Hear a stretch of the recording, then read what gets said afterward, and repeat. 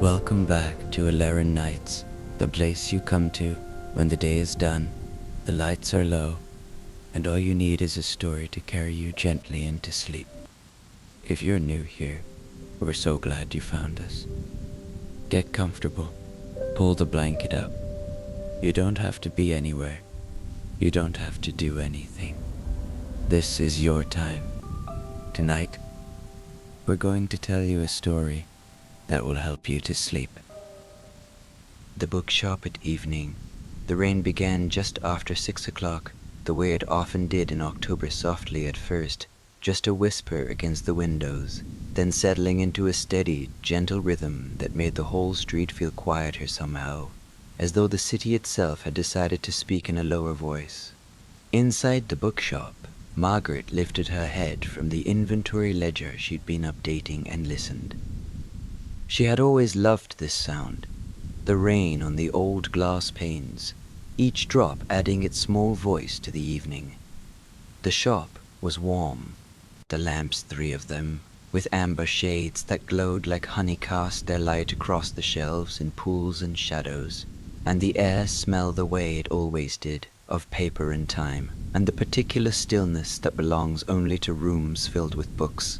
She set down her pen and walked slowly to the front window, her steps making the floorboards speak in their familiar, comfortable way. A soft creak here, a gentle groan there, the wood remembering decades of footsteps, of people coming and going, of ordinary days. Outside, the street was emptying.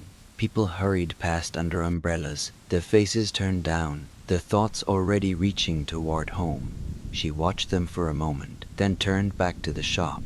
It was a small place. 2 rooms, really the front room with its tall shelves running along 3 walls, and the back room, smaller still, where she kept the rarer books, the ones that needed more care. There was a desk near the window where she sat most days, a threadbare armchair in the corner with a reading lamp beside it, and a small table that held a kettle, 2 cups, and a tin of chamomile tea. Nothing grand. Nothing that would make anyone stop and stare.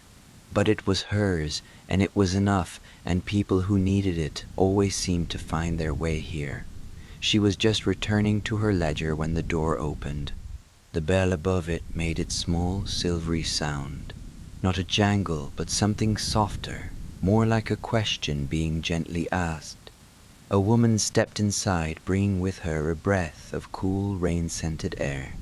She was perhaps in her mid-30s, wearing a grey coat that looked a size too large, her hair damp at the edges, her face carrying that particular kind of tiredness that has nothing to do with the hour, and everything to do with the weight of too many days pressing down at once. Margaret knew that look. She had seen it before many times. "Good evening," she said, her voice quiet, unhurried. "Come in out of the rain." The woman closed the door behind her and stood there for a moment, as if she wasn't quite sure what she was doing here or why she'd come in at all. She looked around the shop slowly, taking in the shelves, the lamplight, the stillness. "I was just walking," she said finally. "I saw your light." "That's how most people find this place," Margaret said, smiling a little. "The light's always on." The woman's shoulders seemed to lower just slightly, as if something in those words had given her permission to stay. She took a few steps farther into the room, her shoes making small, damp sounds on the wood. Margaret watched her without watching her, the way you do when you sense someone needs space, but also needs to know they're not alone. "Can I get you some tea?" Margaret asked. "I was about to make a cup for myself." The woman hesitated, then nodded. "That would be nice, thank you." Margaret moved to the small table in the back and filled the kettle from a thermos she kept there. The chamomile was already measured out in a small ceramic pot she liked to keep it ready, just in case. While the water heated, she glanced toward the woman, who had drifted over to one of the shelves and was running her fingers along the spines of the books there, not reading the titles, just touching them, as if the simple act of contact with something solid and real was somehow comforting. "Take your time," Margaret said softly. "There's no hurry here." The kettle began to steam and she poured the water over the chamomile. watching the small, dried flowers swirl and settle. The scent rose up, gentle and faintly sweet, and she carried the pot and 2 cups over to the small table near the armchair. "Come sit," she said. The woman turned, and for a moment something flickered across her face, relief maybe, or gratitude, or simply the recognition that here, in this small pool of lamplight and warmth, she could stop moving for a little while. She came over and sat down in the armchair, and Margaret handed her a cup of tea, then settled herself in the wooden chair across from her. They didn't speak right away.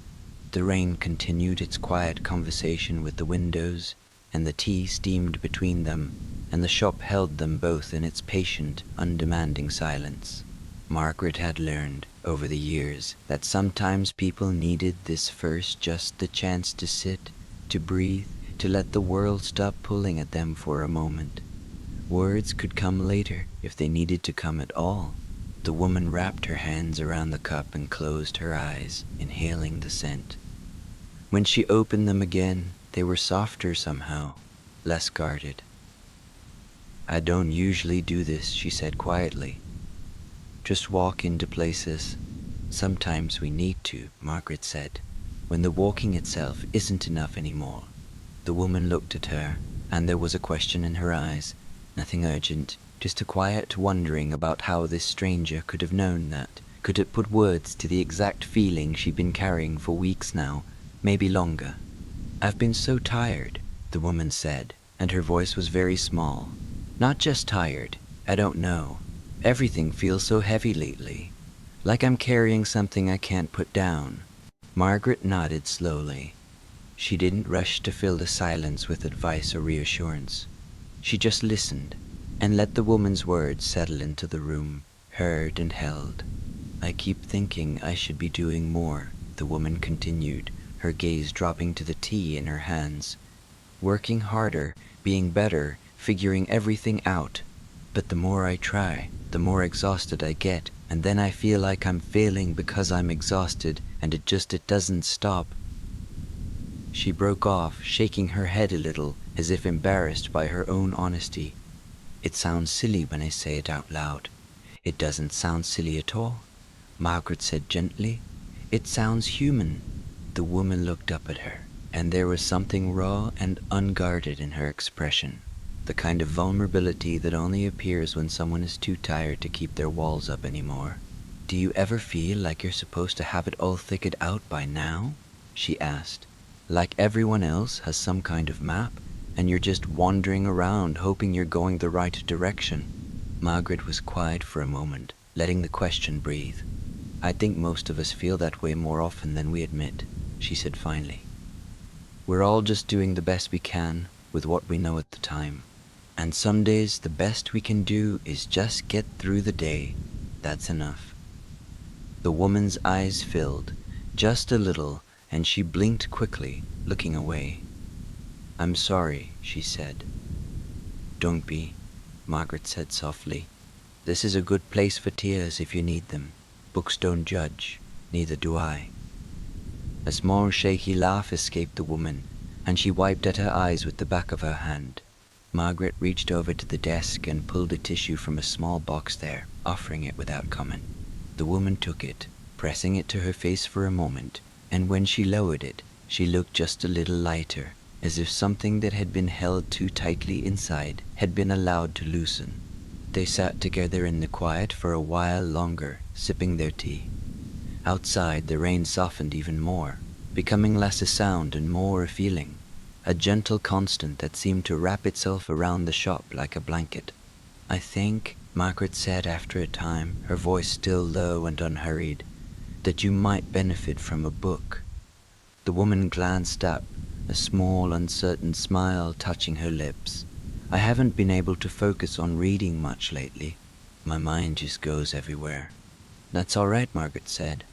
"Sometimes the right book isn't about focus. It's about giving your mind permission to rest, even if just for a little while. Something to hold on to that doesn't ask anything of you." She stood slowly and moved toward one of the shelves, running her gaze along the spines with the ease of long familiarity. She knew these books the way you know old friends, not just their titles, but their textures, their temperaments, the kind of comfort they offered. Her fingers paused on one, a slim volume with a deep blue cover, softened at the edges from years of being held. She pulled it from the shelf and returned to her seat, holding it out. "This one," she said. The woman took it carefully, as if it were something fragile. She looked at the cover. There was no dramatic title, no bold promises, just a simple name, The Garden at Dusk. "What's it about?" she asked. "It's about someone learning to be still," Margaret said. "It's slow, quiet. There's a woman who tends a garden, and the book follows her through a single autumn. That's all, really. But the way it's written, it's like sitting in that garden yourself. You can almost feel the earth under your hands, smell the leaves, hear the birds settling in for the night. It doesn't ask you to think too hard or solve anything. It just lets you be." The woman opened the book to a random page and read a few lines, her eyes moving slowly across the words. Her breathing seemed to deepen just a little. "It does feel peaceful," she said softly. "You can borrow it if you like," Margaret said. "Bring it back whenever you're ready, or keep it if it helps."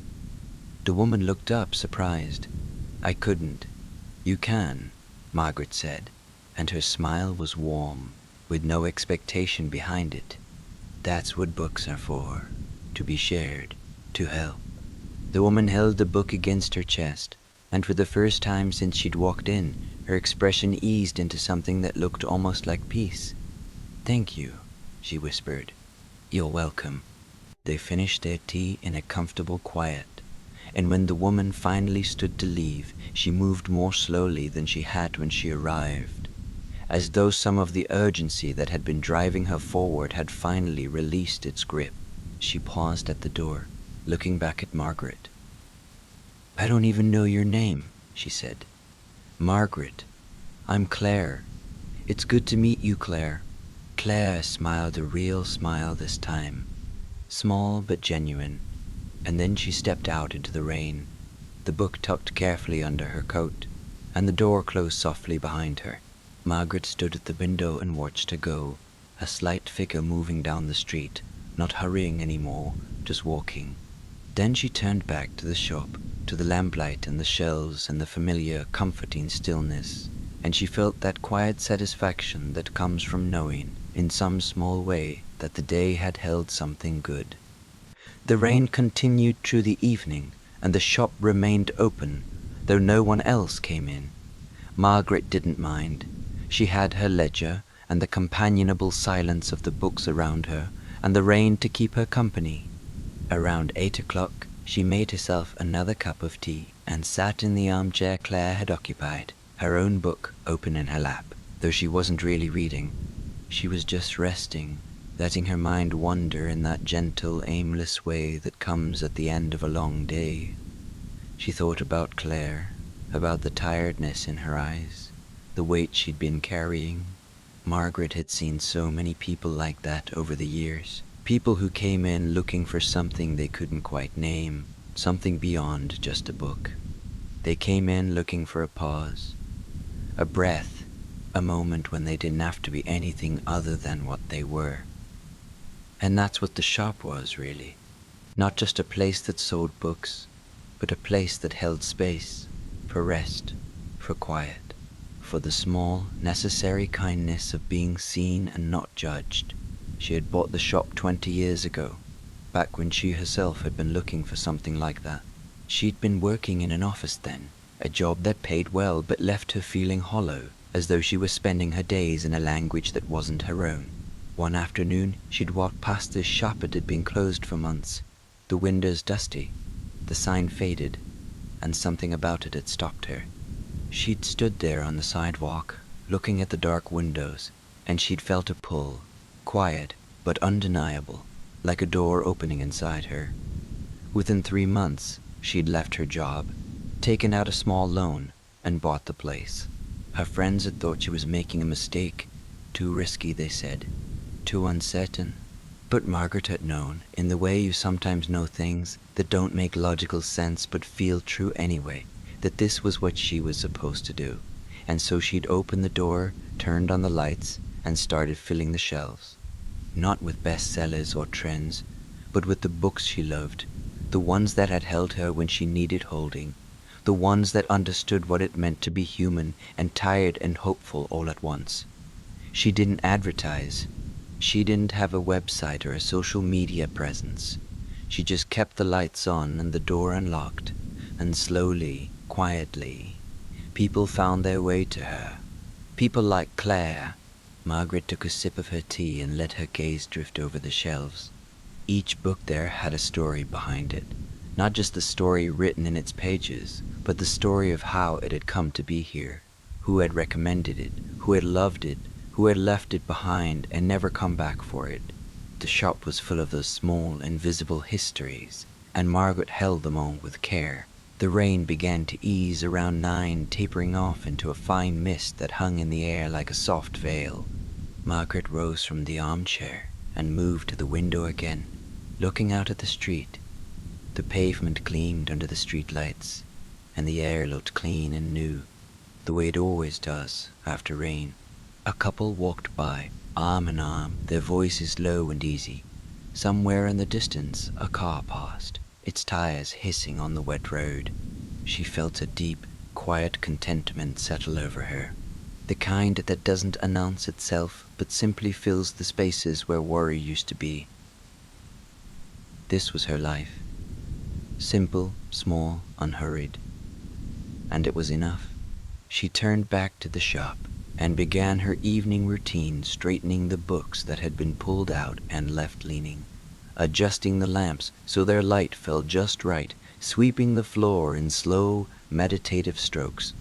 She moved through these tasks without thinking, her hands knowing the rhythm, her body at ease.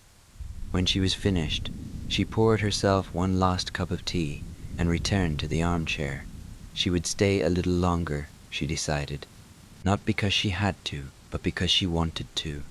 Because the shop felt especially peaceful tonight, and she wasn't quite ready to leave it yet. She opened a book again, a collection of essays about ordinary things: trees, weather, the way light changes through the seasons, the kind of writing that didn't try to be profound, but simply paid attention, and in paying attention found something worth noticing. She read slowly, pausing often, letting the words settle. Outside, the mist thickened, softening the edges of the world, and inside, the shop held its quiet vigil, a small pocket of warmth and light in the vast, dark city. Margaret read, and breathed, and let the evening unfold around her, slow and gentle and without demand. And in that stillness, there was everything she needed. The next afternoon, the sun came out, pale and cool, casting long slants of light through the shop windows. Margaret was at her desk, sorting through a box of books that had arrived that morning in a estate sale. The note had said, from someone who had loved poetry. She lifted each volume carefully, checking the condition, reading a line or two before deciding where it would go. There was something reverent in the process, like being trusted with someone's private world. She was placing a collection of Mary Oliver on the shelf when the bell rang, and a man walked in. He was older, perhaps in his late 60s, with silver hair and a weathered face that suggested a life spent largely outdoors. He moved slowly, with a slight limp, and his eyes were cautious, as though he wasn't sure he belonged here. "Good afternoon," Margaret said, looking up with a smile. "Afternoon," he replied, his voice gravelly but not unkind. He glanced around the shop, his gaze taking in the shelves, the lamplight, the quiet. "I was told I might find something here." "Told by whom?" Margaret asked, curious. "A woman. I met her at the park this morning. We got to talking, and she mentioned this place. Said it was." He paused, searching for the words, "good for the soul." Margaret's smile deepened. That sounded like something Claire might say. "Well," she wasn't wrong. "What kind of something are you looking for?" The man hesitated, shifting his weight from one foot to the other. "I don't rightly know. I'm not much of a reader, to be honest. but I've been having trouble sleeping lately. Can't seem to turn my mind off at night. Thought maybe something to read might help. Insomnia is hard, Margaret said gently. It makes everything feel heavier. That it does, he agreed, and there was a weariness in his voice that spoke of many long nights. Margaret came out from behind the desk and gestured for him to follow her toward one of the shelves. Let's find you something that won't keep you awake with too much thinking, but might help your mind settle. She ran her fingers along the spines, considering. Her hand stopped on a thin, cloth-bound book with a green cover. She pulled it out and handed it to him. Try this, she said. It's a collection of nature writing, short pieces mostly. Observations about walks in the woods, rivers, changing seasons. The language is simple and rhythmic, easy to read a page or two and then set it down. Some people find it helps. The man took the book and opened it, reading the first few lines. His brow furrowed slightly, then smoothed. It's peaceful, he said, sounding a little surprised. That's the idea, Margaret said. He looked at her, then at the book, then back at her. How much? $10. But if it doesn't help, bring it back and we'll find you something else. No charge. He blinked. You do that? Of course.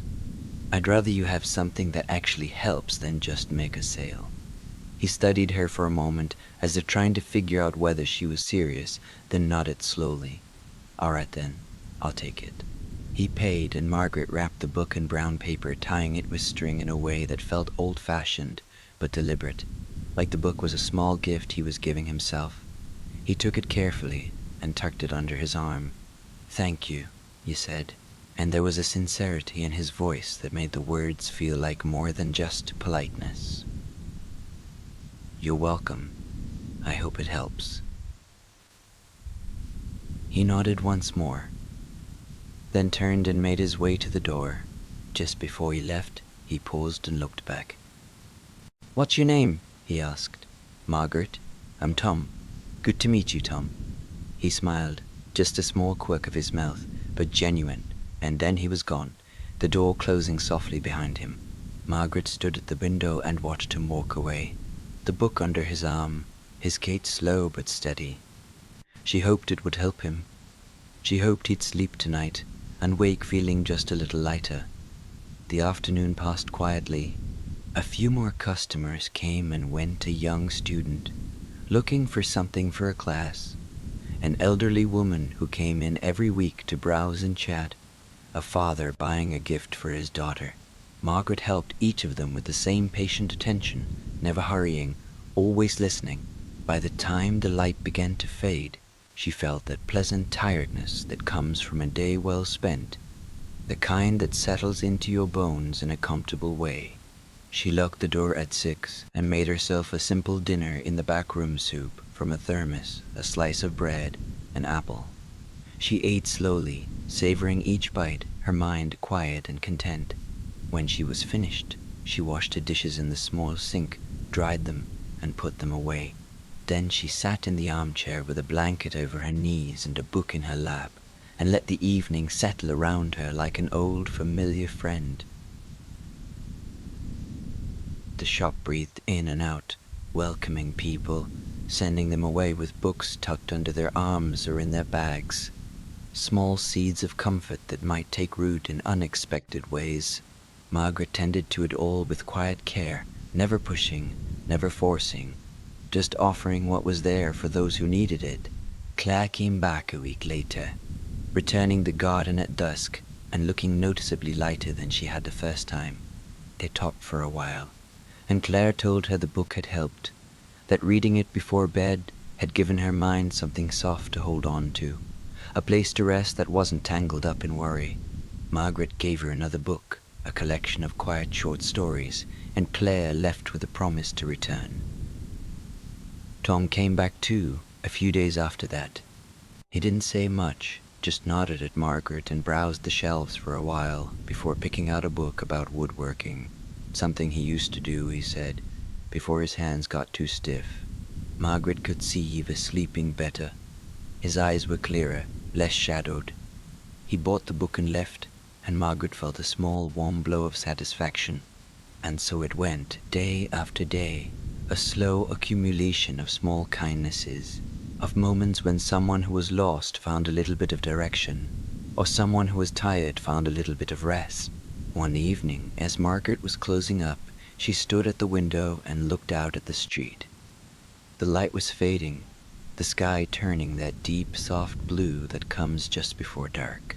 The street lights flickered on one by one, and the air was cool and still. She thought about all the people who had walked through her door over the years, all the stories they had carried with them, all the burdens they had set down, even if just for a little while. She thought about how much the world asked of people, how much it demanded and took and never seemed to give back, and she thought about how small and simple her work was in the face of all that. But it mattered. She knew it did. Because sometimes the smallest things are the ones that hold us together when everything else is falling apart. A kind word, a warm cup of tea, a book that understands. She turned away from the window and moved through the shop, turning off the lamps one by one, each one dimming until only a single light remained, glowing softly near the door. She always left that one on, a quiet beacon for anyone who might be walking past, anyone who might need to see that somewhere. In this vast and hurried world, there was still a place where the light was on, and the door would open, and someone would be there to listen. She gathered her things, her coat, her bag, her keys, and paused at the door, looking back at the shop one last time. The shelves stood in shadow now, the books resting in their patient silence, waiting. It looked peaceful, like a room holding its breath, content in its stillness. Margaret stepped outside and locked the door behind her. The air was cool on her face, and somewhere in the distance she could hear the faint sound of traffic, the hum of the city settling into night. She pulled her coat a little tighter and began to walk, her footsteps slow and unhurried, her mind quiet. She thought about going home, about the small apartment that waited for her, with its comfortable chair and its view of the park, its kettle and its stacks of books. She thought about the dinner she would make, simple and nourishing, and the baths she would draw, hot and fragrant with lavender. She thought about the bed that waited, with its soft sheets and its heavy quilt, and how good it would feel to slip beneath the covers and let the day go, let herself rest. But she wasn't in a hurry. She never was. There was time. There was always time if you made room for it. She walked through the quiet streets, past the closed shops and the lit windows, past the people making their way home, their faces tired but not unkind. She passed the park where the trees stood dark against the sky, their leaves whispering in the small breeze. She passed the corner cafe, where a few last patrons lingered over their cups, talking in low voices or simply sitting, staring out at the street. And as she walked, she felt a deep sense of peace, not because her life was perfect, or because she had all the answers, but simply because she had found her place in the world. Her small corner where she could do the work that mattered to her, where she could offer what she had to offer and trust that it was enough. By the time she reached her building, the sky was fully dark, the stars beginning to appear in the gaps between the clouds.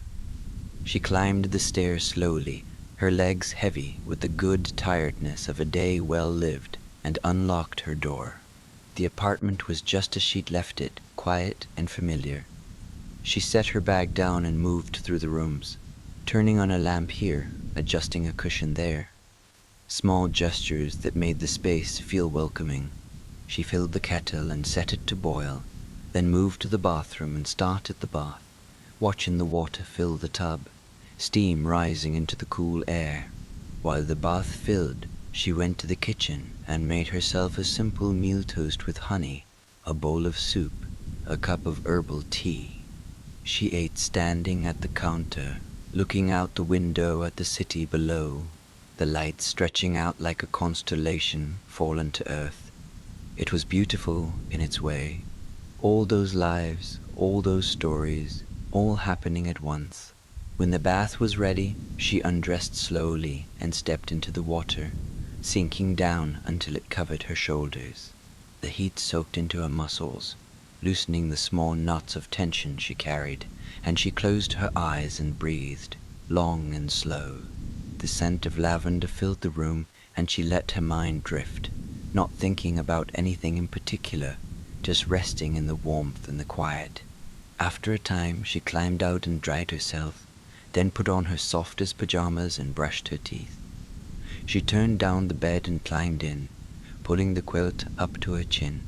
The sheets were cool against her skin, and the pillow cradled her head, and she felt herself beginning to relax, her body settling, her mind releasing its hold on the day. She reached over and turned off the lamp, and the room fell into darkness, soft and complete. She lay there for a moment, listening to the small sounds of the apartment, the hum of the refrigerator, the distant murmur of traffic, the settling of the building around her, and beneath all that, her own breathing, steady and slow. She thought about the shop, about the books waiting on the shelves, about Claire and Tom, and all the others who had come through her door. She thought about the light she left on, and the door that would open again tomorrow, and the quiet, persistent hope that maybe in some small way she was making the world a little softer, a little kinder, a little more bearable. And with that thought, she felt herself beginning to drift, the edges of wakefulness blurring, her body growing heavier, sinking into the mattress. Her breathing deepened, and her thoughts grew hazy and disconnected, like clouds passing across the sky. Outside, the city hummed its low, constant song. Inside, the apartment held her in its quiet embrace, and Margaret, tired and content and at peace, let herself go, let herself fall, let herself slip into the soft, welcoming dark of sleep.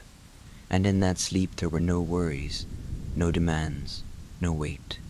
There was only rest, deep and complete.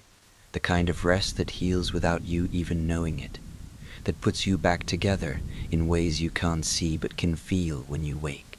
And she would wake tomorrow, and the light would be there, and the door would open, and the day would begin again. But for now, there was only this, the quiet, the dark, the gentle drift into dreams. And it was enough. It was more than enough. It was everything.